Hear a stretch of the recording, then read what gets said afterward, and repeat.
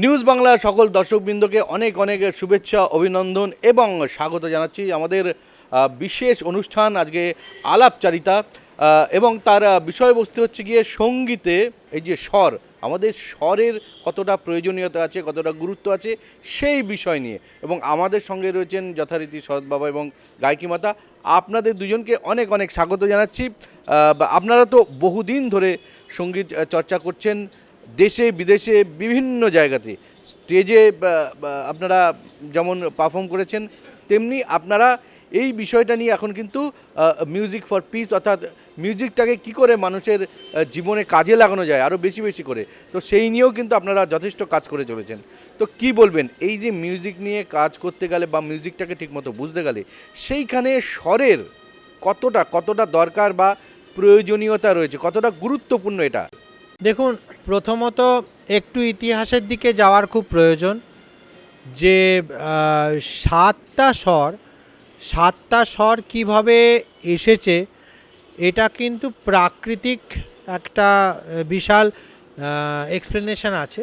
কেউ বলে যে এটা অ্যানিমালসদের সাথে যুক্ত, যেটা সরোজ, ঋষভ, গান্ধার, মধ্যম, পঞ্চম, ধৈবাত, নিষাদ, এই সাতটা মেন স্বর নিয়ে বলছি। এটার সাথে অ্যানিমেলের একটা কম্প্যারেটিভ স্টাডি হয়েছিল যেখানে বলা হয় পিকক, কাটাকা, গোট, ক্রেন, কুকু, হর্স, এলিফ্যান্ট। এবং এই যে সাতখানা স্বরের অনেক হিস্টোরিক্যাল ভিউজ আছে, অনেক মাইথোলজিক্যাল আছে, কেননা কোনো কিছু প্রপারলি ডকুমেন্টেড নয় প্রথম থেকেই। শাস্ত্রীয় সঙ্গীতে যান বা স্বরের উৎপত্তি নিয়েও কেউ গবেষণা সেভাবে কেউ এখন অবধি করে উঠেছেন সেরকমও কোনো বুকস বা টেক্সচুয়াল ম্যাটার্স পার্টিকুলারলি স্বর নিয়ে নেই। তো স্বরের একটা সবেতেই গুরুত্বপূর্ণতা আছে, কেননা স্বরটা হচ্ছে বেসিক্যালি যে কোনো রকমের আপনি সঙ্গীত করছেন, স্বর হচ্ছে একটা তার স্কেলিটন, কাঠামো যেটা বলি, বেসিক স্কেলিটনটা কিন্তু স্বরের ওপরই নির্ভরশীলতা। আচ্ছা, আপনি কি বলবেন? হ্যাঁ, একদমই তাই। স্বরটা তো একদম একটা কাঠামো যার ওপরে সব কিছু নির্ভর করে। তো স্বরের তো সা রে গা মা পা ধা নি, এটা তো একদমই সাতটা স্বর, সা রে গা মা। তো এটার ওপরেই তো সব কিছু থাকে, যে বিভিন্ন রকমের গান সব কিছুই এই সাতটা স্বরের ওপরেই থাকে। আমরা দেখতে পেয়েছি মানে বিভিন্ন যারা যে সমস্ত গানগুলো খুব জনপ্রিয়তা লাভ করেছে বা যে সমস্ত শিল্পীরা খুব জনপ্রিয় হয়েছে, মানে যেটা গোল্ডেন যে যুগ বা স্বর্ণযুগের যেই গানগুলো এখনও লোকে বিভিন্নভাবে শোনে, তো সেইখানে দেখেছি আমরা যে তারা প্রচণ্ডভাবে মানে রেয়াজ করতেন এবং স্বরের ওপর যথেষ্ট গুরুত্ব তারা দিয়েছিলেন। এবং বর্তমানে যে গানের যে ধারা, সেইখানে কিন্তু অনেকেই আছেন যারা এই ব্যাপারটাকে অতটা গুরুত্ব দেন না, অটো টিউন চলে এসছে। তো সেইখানে আপনি কি বলবেন, এখনও কি ততখানি ভ্যালুয়েবল বা ততখানি মানে গুরুত্ব রয়েছে স্বর ঠিকমতো জানা, তাকে রেয়াজ করা?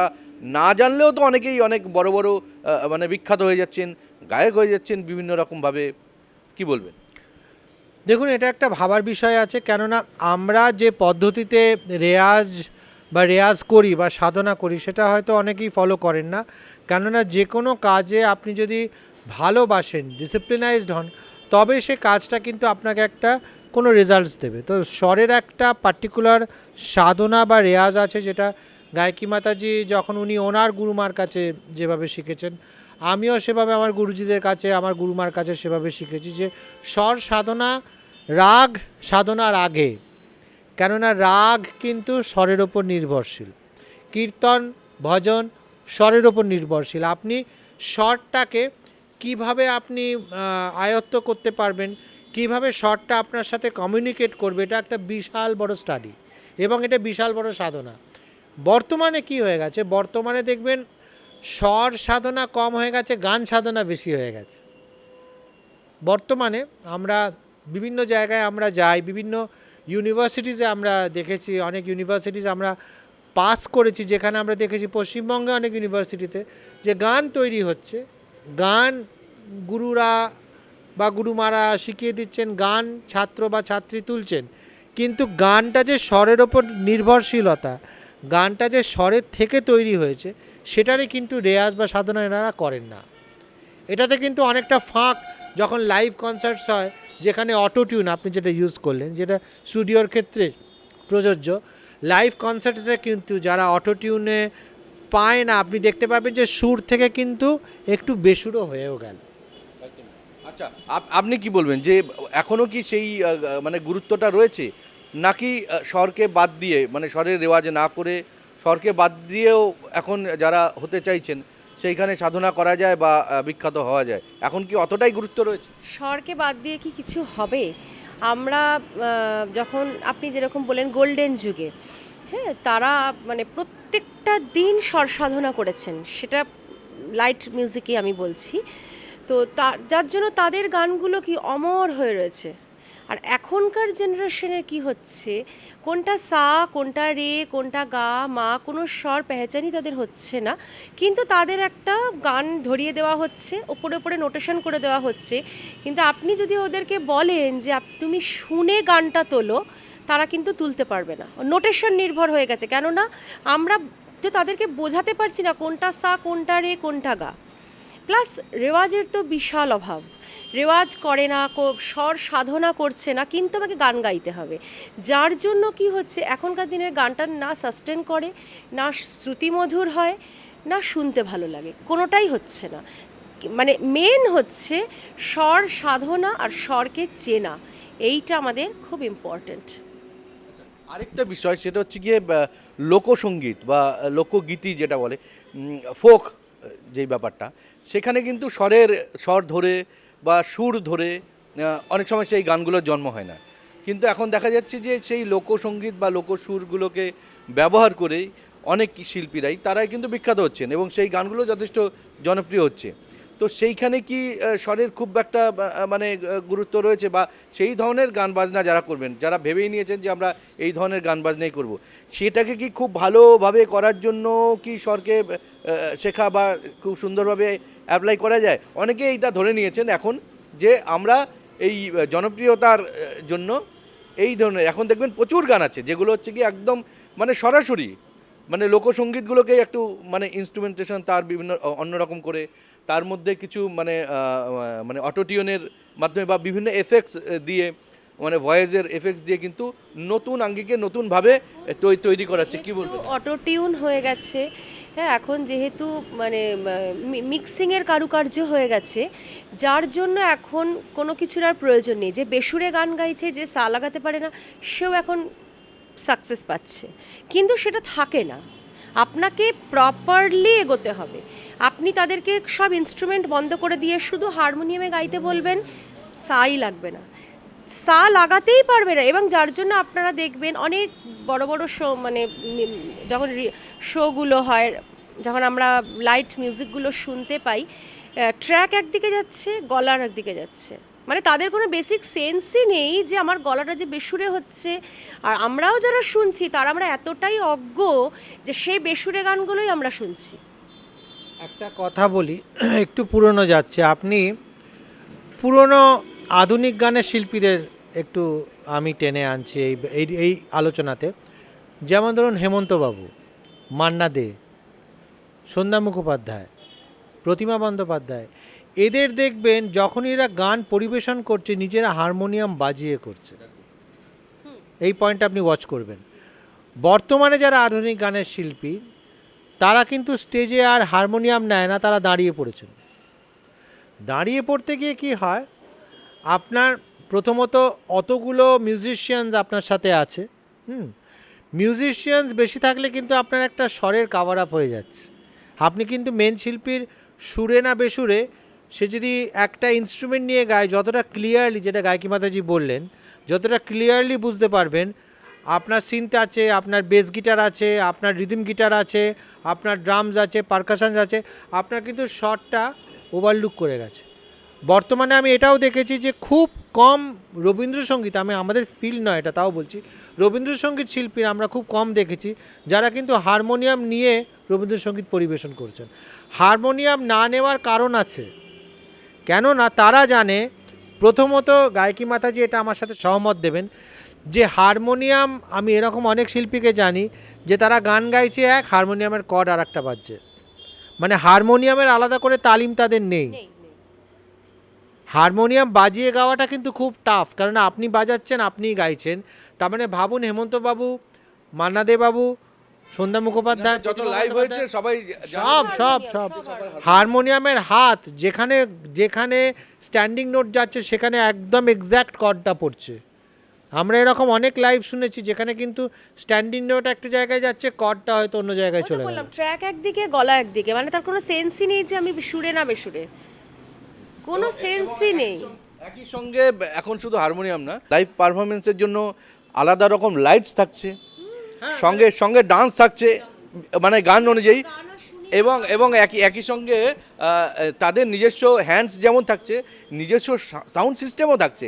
মানে একজন কিন্তু অন্য সাউন্ড সিস্টেমে তারা কিন্তু সেভাবে গান করতে রাজি হচ্ছে না। কি বলবেন?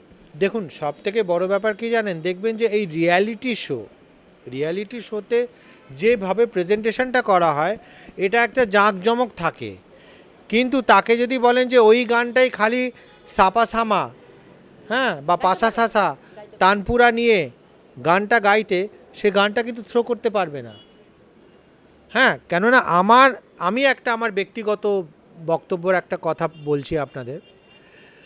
আমার একজন, ওনাকে মনে করেন বিশাল বড় সঙ্গীতজ্ঞ, উনি বলেছিলেন তুমি গানের কি বোঝো? আমি শরৎ বাজাই, একটা ফ্রেশলেস স্ট্রিং ইনস্ট্রুমেন্ট, যেখানে কোথায় সা কোথায় রে আমি জানি না। আমি যদি গানের এতটুকু না বুঝি, আমি শরৎ কখনো সুরে বাজাতে পারবো না, মেলাতেও পারবো না। গানটা উনি হয়তো জানলেন না, গানটা কিন্তু স্বরের ওপরই নির্ধারিত। স্বর যদি আমি না বুঝি, আমি গান তো বুঝবো না, স্বরও তো বুঝবো না, রাগ রাগিনীও বুঝবো না, কীর্তনও বাজাতে পারবো না, গায়কী মাতাজির সাথে ভজনেও অ্যাকম্পানি করতে পারবো না। কেননা আপনারা হয়তো জানেন না, যারা শ্রোতা আছে তাদেরও বলছি, যে কোনো প্রোগ্রাম 12 বছর ধরে আমরা যে পারফর্ম করছি, 11-12 বছর ধরে, কোনো প্রোগ্রামে কিন্তু শরৎ বাবা গায়কী মাতা কোনো রিহার্সালস করে না। আমাদের কোনো প্রোগ্রাম কোনো দিন রিহার্সালসের ওপর হয়নি। আপনারাও অনেক শ্যুট করেছেন, live shoot, news Bangla channel, অনেক জায়গায়, গঙ্গাঘাট, বারো মন্দির ঘাট, বিভিন্ন মন্দির করে না, এগুলো হয় না, কারণ এগুলো তো আমাদের ক্রিয়েশন। এগুলো অনেকে মনে করে যে আমাদের হয়তো এটা আমরা এমনি মজা করছি, কি আমরা এটা মজা করি, কিন্তু এইটা যদি আমরা মজা করি না, তাহলে ক্রিয়েশনটা হবে না। আমরা যখন লাইভ পারফরমেন্স করি, আমাদের নিজস্ব মুড, শ্রোতাদের দেখে, অ্যাম্বিয়েন্স দেখে, আমরা হয়তো একটা রাগ ভেবে গেলাম যে হ্যাঁ ঠিক আছে আমরা এই রাগটা পারফর্ম করব, কিন্তু আমাদের পর মুহূর্তে ওই সময়টা হয়তো অন স্টেজ আমাদের চেঞ্জ হয়ে যায়। হ্যাঁ, মুডটা হয়তো ফ্ল্যাকচুয়েট করলো যে ঠিক আছে এটা এই রাগে করি, আবার ইনস্ট্রুমেন্টগুলো মিলে।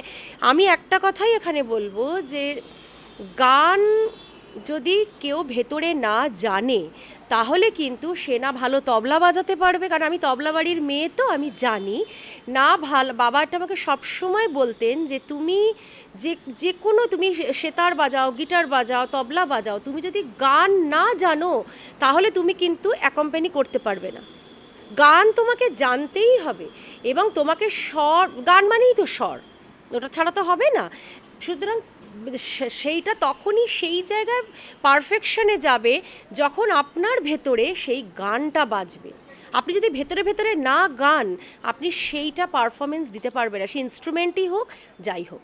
আমি একটা পয়েন্টে বলি, এটা আমি যেহেতুকুনি তবলা বাড়ির মেয়ে, এনার বাবা লেট পণ্ডিত সুকুমার মৈত্র, আমরা স্যার বলতাম, খুব ওনাকে মিস করি আমরা।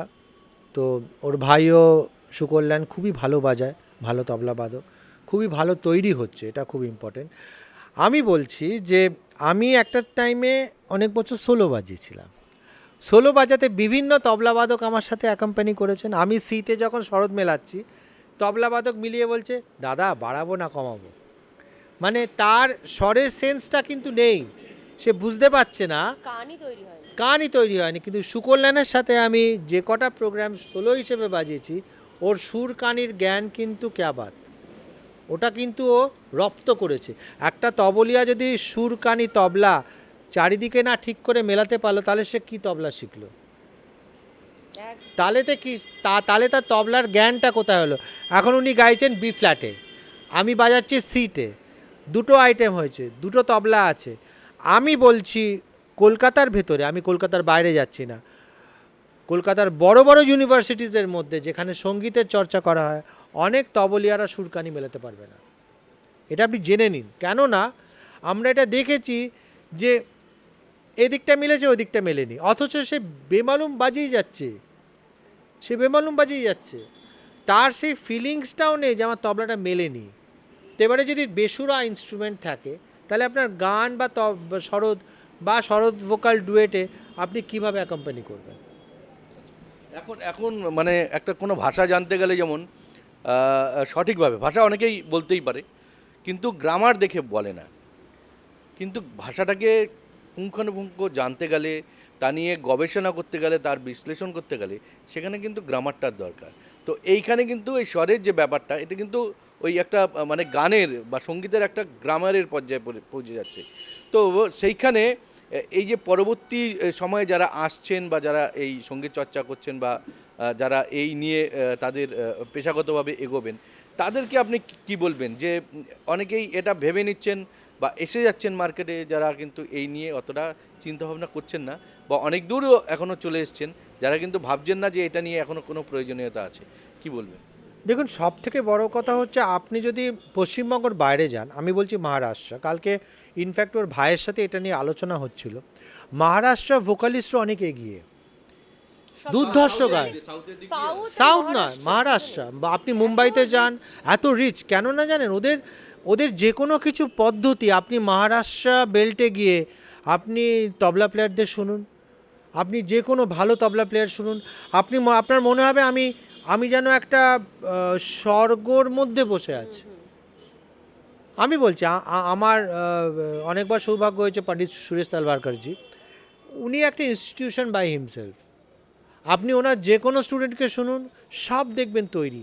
এখানে কি হয়ে গেছে না, এখানে কলকাতার ভেতরে দেখবেন তবলা বাদকরা স্টাইল স্টেটমেন্টটা বেশি গুরুত্ব দিয়েছে।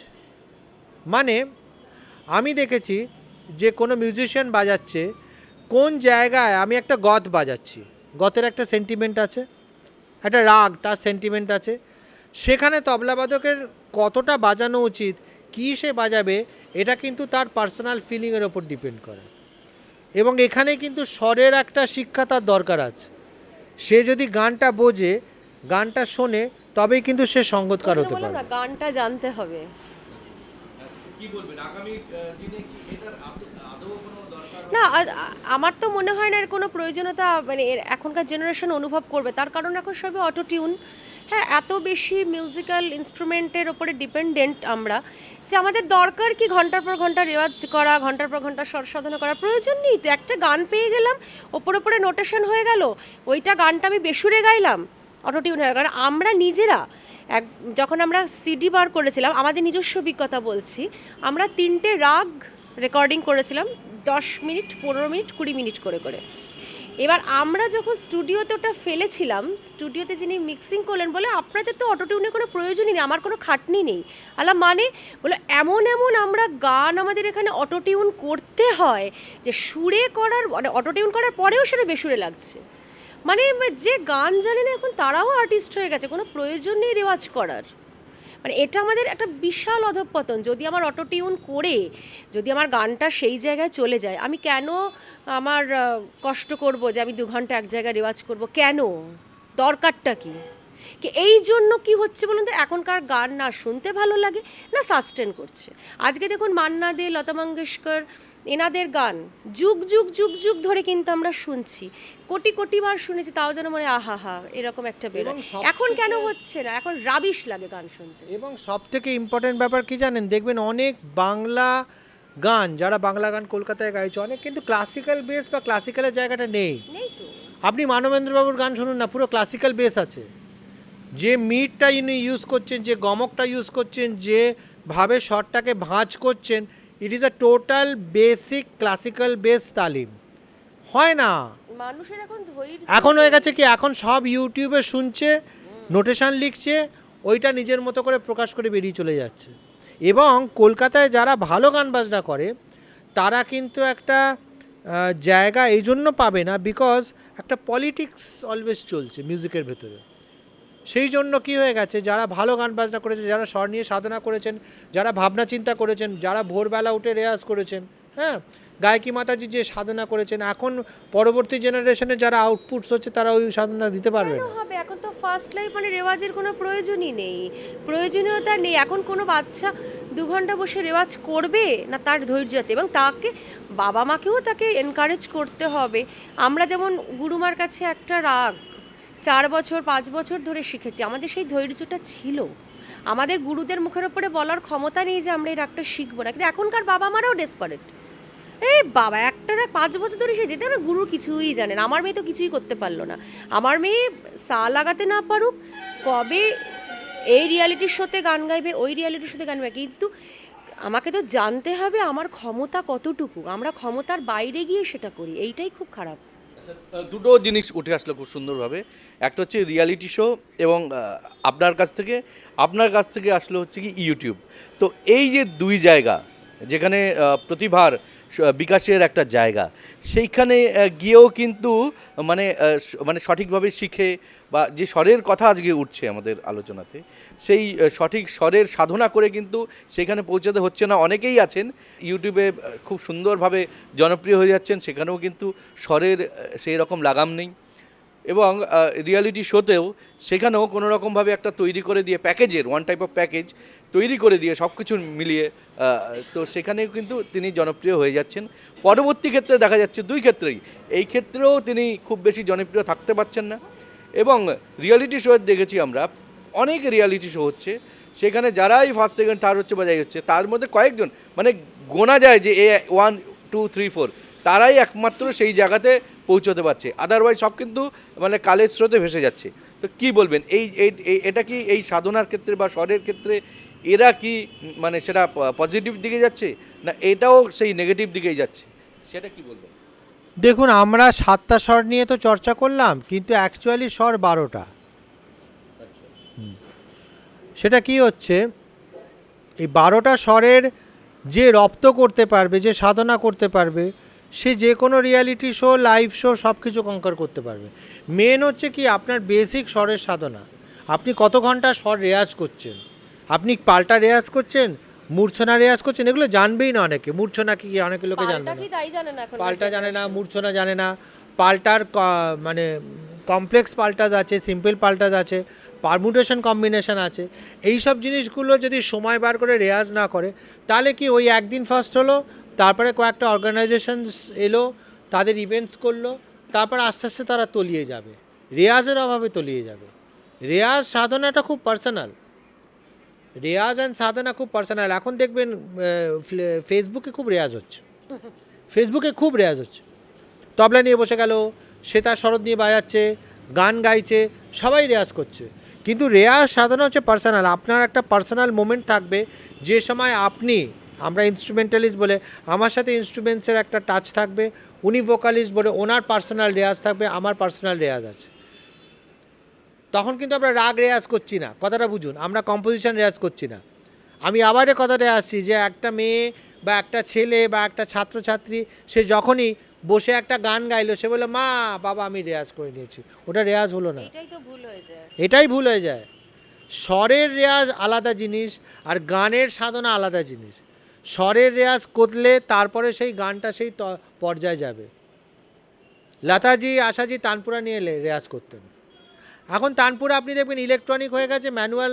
আমি এরকম স্টুডেন্টসদের জানি ম্যানুয়াল তানপুরা মেলাতেই পারে না, তারই লাগাতে পারে না। এখন এই বাটন টিপে জীবন হয়ে গিয়ে না, জীবনটাই বাটনের মধ্যে চলে গেছে। দেখছি যে স্টেজের উপর মোবাইল দিয়ে এখন সব বাটন হয়ে গেছে, সব বাটন হয়ে গেছে। এখন দেখবেন সিনথেসাইজার বা ওখানে কী বলে ওয়ার্ক স্টেশনে দেখবেন সেতার বাজছে, হ্যাঁ ফ্লুট বাজছে, সানাই বাজছে। যার জন্য তো আমাদের ছেলেমেয়েরা এখন কোনটা সেতার, কোনটা শরৎ, কোনটা সানাই চেনেই না। কারণ আমরা এত এখন মেশিন নির্ভর হয়ে গেছি। আমরা যখন রেওয়াজ করেছি তখন না ছিল ইউটিউব, না ছিল ফেসবুক, না ছিল ইনস্টাগ্রাম, ইভেন টিভিও অনেকের বাড়িতে ছিল না। যার জন্য কিন্তু আমাদের মাইন্ডটা ওই রেওয়াজের মধ্যেই থাকতো। হ্যাঁ, আমরা যখন শিখেছি আমাদের কিন্তু সারাক্ষণ শুধু পাল্টা, যদি আমাদের ধরুন 3 ঘন্টা আমাদের ক্লাস হবে, আমরা কিন্তু 1-1.5 ঘন্টা শুধু পাল্টা রেওয়াজ করতাম। তারপরে যদি সময় থাকতো তাহলে কোনো একটা রাগ নিয়ে আমরা সেটা নিয়ে চর্চা করতাম। আবার ইভিনিংয়ের রেওয়াজ, আবার আমরা কিন্তু ইভিনিং ওই ওই পাল্টা রেওয়াজই করছি। এখনকার ছেলেমেয়েদের যদি আমি জিজ্ঞেস করি তুমি রেওয়াজ কি করো, মানেটা কি, রেওয়াজ আবার কি, মানে হয়তো কোনো একটা রাগ, সেই রাগের বিস্তার লেখা, আরোহণ অবরোহণ লেখা, পকড় লেখা, এবার ওই একটা গানটা করলো, আরোহণ অবরোহণগুলো এই রেওয়াজ হয়ে গেল।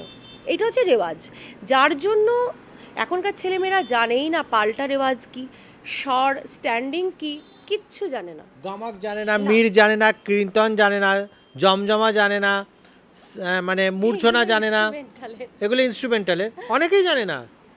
আপনি হট করে একটা ইনস্ট্রুমেন্টাল করে কীর্তন কী ভাই, কীর্তন শুনেছি, কীর্তন কি জানে না, বিকজ এই অঙ্গগুলো আলাদা আলাদা করে বসে বসে ধরে ধরে প্র্যাকটিস করতে হয়, নইলে কিন্তু কোনো দিন কমপ্লিট একটা ইনস্ট্রুমেন্টালিস্ট হওয়া যায় না। বা ভোকালেরও আলাদা আলাদা প্র্যাকটিস আছে, গায়কি মাতাজি জানেন। রেওয়াজটা খুব একটা শ্রুতিমধুর হয় না, তার কারণ হচ্ছে নিজেকে রেকটিফাই করার জায়গাটা হচ্ছে রেওয়াজ। আমার স্ট্যান্ডিং, আমার সা লাগছে না, সেটাকে আমি 100 বার প্র্যাকটিস করব। আমার সারেগামা পাদে নিচে সানি ধাপা মাগারেছে, এটাকে আমাকে 100 বার প্র্যাকটিস করতে হবে। বরাবর লয়, চৌগুণ লয়, 8 গুণ লয়।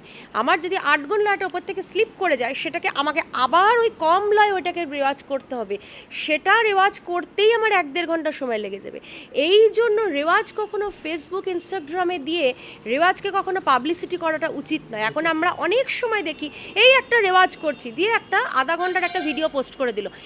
খুব বাজে জিনিস সেগুলো, মানে মিউজিকের কতটা অধঃপতন হচ্ছে আমরা সেটা দেখতে পাচ্ছি। বাট ডেডিকেশনই নেই, শুধু কটা লাইক, ছোটো ছোটো কটা কমেন্টস পাওয়ার জন্য আমরা রেওয়াজটাকে পাবলিসিটি করছি। রেওয়াজটা কি পাবলিসিটি করার জিনিস? এই জন্য কি হয়, কোনো কিছুই সাস্টেন করে না। আমরা রেওয়াজ গানের ক্ষেত্রেও তাই, সেটাকেও আমরা ফেসবুকে দিচ্ছি, কিন্তু আমাকে শুনতে হবে সেটা আমার সাটা লাগলো না, যেটা পাল্টা করলাম সেটা দুটো স্বর মিস হয়ে গেল। হ্যাঁ, হয়তো সারে গা রেগামা গামাপা ধানিসা হয়ে গেল, বাপাধাটা মিস, আবার সানিধা মাগারে গারেসা বাতটা মিস। কেন? আমি তো ফেসবুকে কনসেন্ট্রেট করছি, আমাকে তো ফেসবুকে দেখাতে হবে আমি রেওয়াজ করছি, কমেন্টস লাইক, কিন্তু আমি যে ভুল করছি সেটা বোঝার ক্ষমতাই আমার নেই। আবার এরাই আবার বড় বড় কথা বলে।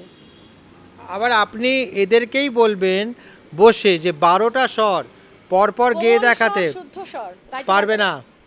সা কোমল রে, শুদ্ধ রে, কোমল গা, শুদ্ধ গান্ডা, শুদ্ধ মধ্যম, তীব্র মধ্যম পা, কোমল ধা, শুদ্ধ দা, কোমল নি, শুদ্ধ নি, এই স্বরগুলো কেউ পরপর গেয়ে দেখাতে বলুন।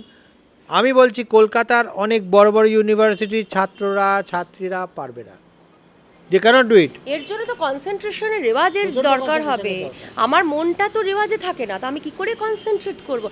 ক্লাসিক্যাল মিউজিক বা এমনি গান বাজনা এত সহজ জিনিস নয়, সবারই দ্বারা গান বাজনা তো হয় না। সুতরাং আমার যেটুকু আছে সেটুকুকে আমাকে ঘষা মাজা করে করতে হবে। এখন এত বেশি পাবলিসিটি হয়ে গেছে, এত বেশি আমাকে লাইক কমেন্টস পেতে হবে যে আসল জিনিসটা থেকে আমরা তলিয়ে যাচ্ছি। এটাই হয়ে গেছে অধঃপতন মিউজিকের। আচ্ছা, এটাই যদি এই ভুলটাই যদি রেওয়াজ হয়, সেই রেওয়াজের চক্করে আসল রেওয়াজটাই হারিয়ে যাচ্ছে।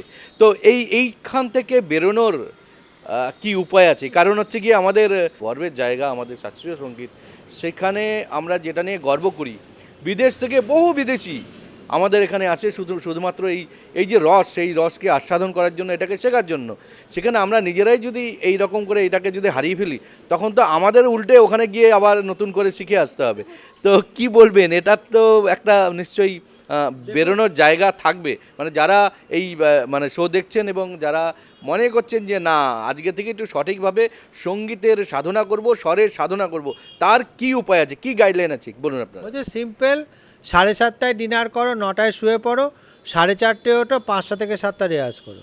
এটা রোজ, ডেলি, এটা রোজ ডেলি ডেলি। এই জিনিসটা যে করতে পারবে সে সাকসেস পাবে। Daily, this is the schedule. ওই 11টার সময় খেয়ে 12টায় শুয়ে, তারপরে 8টার সময় উঠে ব্রাশ করা, তারপরে একটুখানি 10 মিনিট করে নিলাম, এটাতে রেয়াজ হবে না। হ্যাঁ, প্রচণ্ড ডিসিপ্লিন লাইফ লিড করতে হবে, না হলে হবে না, সত্যি কথা। কারণ আমরা নিজেরা ওই লাইফটার মধ্যে দিয়ে গেছি, সুতরাং আমরা জানি যে প্রচণ্ড ডিসিপ্লিন না হলে প্রপারলি রেওয়াজ কোনো দিনও করা সম্ভব নয়। হ্যাঁ, এবং সকালবেলা রেওয়াজ তো ম্যান্ডেটরি, কিন্তু রেওয়াজ প্রত্যেক দিন করতে হবে।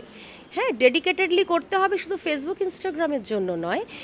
এবং স্বর সাধনা মাস্ট, স্ট্যান্ডিং মাস্ট, পাল্টা সাপাট প্র্যাকটিস মাস্ট। তারপরে যদি সময় থাকে তারপরে কোনো একটা রাগ নিয়ে চর্চা করা যেতে থেকে পারে। গুরুত্বপূর্ণ হচ্ছে যখন আপনি রেয়াজ করতে বসবেন তখন মোবাইলটাকে সুইচ অফ, বাপরে, সাইলেন্ট নয়, সুইচ অফ। 1 ঘন্টা 1.5 ঘন্টা না এখন তো রেওয়াজ করতে করতে এরকম করে মোবাইল ঘাটছে, টাইপ করছে, রেওয়াজ করবে আর মোবাইল ঘাটবে, এইটা তো এখন মানে আমাদের এটা যদি trend হয়ে আপনি গেছে। যদি মোবাইলকে না ছাড়তে পারেন তাহলে মিউজিকের ওই দরজায় আপনি পৌঁছতে পারবেন না।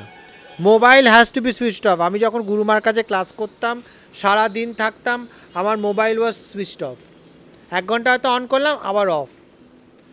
4-5 ঘন্টা বাদে 1 ঘন্টা অন করলাম, তারপর আবার অফ। কেননা মোবাইলটাকে না হ্যাবিট হয়ে যায়। আপনি বাড়াতে বাড়াতে মনে হয় দেখি মোবাইলে কেউ কিছু দিল কিনা, দেখি কিছু এলো কিনা, বা কারা কারা দেখছে। কারা কারা হ্যাঁ, দেখছে। কেউ কিছু হোয়াটসঅ্যাপ করলো, আর এই হোয়াটসঅ্যাপ এই দেখবেন রাস্তাঘাটে এই একটা কেমন হরিনামের জপের মতো সবাই কন্টিনিউয়াসলি আর একটা ব্লুটুথ এসেছে, কানে কথা বলতে বলতে যাচ্ছে, কার সাথে কথা বলছে কী বলছে আপনি মানে কনসেন্ট্রেশনই নেই। এই যে ব্যাপারটা, এই অ্যাডিকশানটাকে না বন্ধ করলে কোনো দিন সঙ্গীত তো হবে না, কোনো ক্রিয়েটিভ ফিল্ডও হবে না। দেখবেন আপনি দেখবেন, আপনি যে কোনো রেস্টুরেন্টে যান না, হোটেলে যান না, আমি একটু অন্যদিকে যাচ্ছি এই আমাদের টপিক থেকে, দেখবেন খেতে খেতে মোবাইল। আমরা দেখেছি এটা, খেতে খেতে মোবাইল। মানুষ এত অ্যাডিকশানে চলে গেছে, অ্যান্ড্রয়েড ফোনের একটা বিশাল বড় ওয়েভ অফ অ্যাডিকশানস এসে গেছে। এইটাকে কিন্তু বাঁচিয়ে স্বর সাধনা করা is not a matter of joke, it is very difficult. স্বর সাধনা ইজ স্বর সাধনা। স্বর সাধনা মানে আপনাকে পুরো সারেন্ডার করতে হবে, ওই 7টা স্বর, কোমল শুদ্ধ স্বর মিলিয়ে আপনাকে কন্টিনিউয়াস দিনের পর দিন ঘাম ঝরিয়ে রেয়াজ আপনাকে করলে তবেই আপনি একটা 1% পেলেন মিউজিকে। একদমই। স্বর সাধনা মানে হচ্ছে গিয়ে সরস্বতী সাধনা। স্বর যদি কণ্ঠে থাকে, সরস্বতী কিন্তু থাকবে, এবং সরস্বতী যদি আসে, লক্ষ্মীকে কিন্তু কেউ আটকাতে পারবে না। লক্ষ্মী কিন্তু অটোমেটিক আপনার কাছে চলে আসবে, যশ আসবে, এবং আপনার নাম ডাক হবে, এবং আপনি না থাকার পরেও মানুষ মনে রাখবে, কালজয়ী হয়ে যাবেন আপনি। যেইভাবে এই এত যুগ যুগ ধরে মানুষ অনেকেই চলে গেছেন, কিন্তু তাদের যে সাধনা, তাদের যে শিল্প, তাদের যে মানে মানুষের প্রতি যে তাদের শিল্পের যে দেওয়া, সেই দেওয়াটা যেমন মানুষ নিয়েছেন, তাদের কিন্তু কেউ ভুলে যাননি এখনও পর্যন্ত। তো আজকের এত সুন্দর আলোচনা, সেটা থেকে আমরা এটাই বুঝলাম যে সঙ্গীত থাকবে, কিন্তু সঙ্গীতকে ঠিকভাবে শিখতে গেলে এবং নিজেকে সেই যোগ্য করতে গেলে অবশ্যই অবশ্যই কিন্তু স্বরের সাধনা করতেই হবে, এটা মাস্ট। এবং খুব ছোট করেই মানে সংক্ষেপে যে একবারে উঠে যাওয়া স্বরকে বাদ দিয়ে, সেটা কিন্তু একেবারেই হবে না এবং চলবে না। তাহলে কিন্তু স্বর বাদ দেওয়া মানে সেই সাধনাটাও কিন্তু বাদ চলে যাবে, আপনার নামও এই কালের স্রোতে ভেসে যাবে, কোথাও গিয়ে বাদ হয়ে যাবে। তো আজকে খুব সুন্দর আলোচনা হলো, আপনাদের দুইজনকে আবার অনেক শুভেচ্ছা অভিনন্দন জানিয়ে শেষ করছি। আবার আমরা ফিরবো অন্য কোনো সুন্দর আলোচনা নিয়ে। ততক্ষণের জন্য শুভরাত্রি।